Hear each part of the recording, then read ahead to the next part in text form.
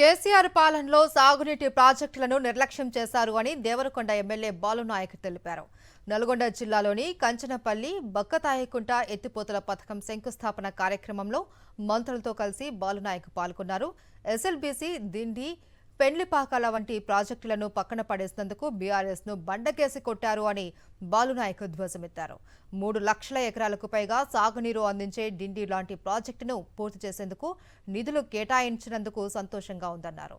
10 ఏళ్ల బీఆర్ఎస్ పాలనలో పక్కకు పడేసిన డిండి ప్రాజెక్టు పూర్తి అవుతుందని కలలో కూడా ఊహించలేదు అన్నారు.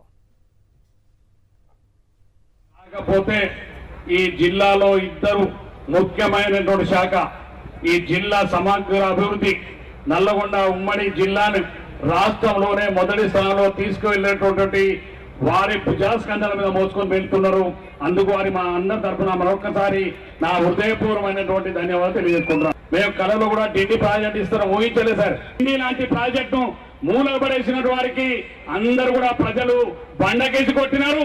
భవిష్యత్తులో కూడా మళ్ళా తిరిగి వచ్చే ఎన్నికల నాడు 12 పార్లమెంట్ సీటుతో పాటుగా 12 అసెంబ్లీ సీటుతో పాటుగా 2 పార్లమెంట్ సీట్లు గెలిపించేటువంటి బాధ్యత మనందరి పైన ఉందని చెప్పి ఈ సందర్భంగా తెలియజేస్తూ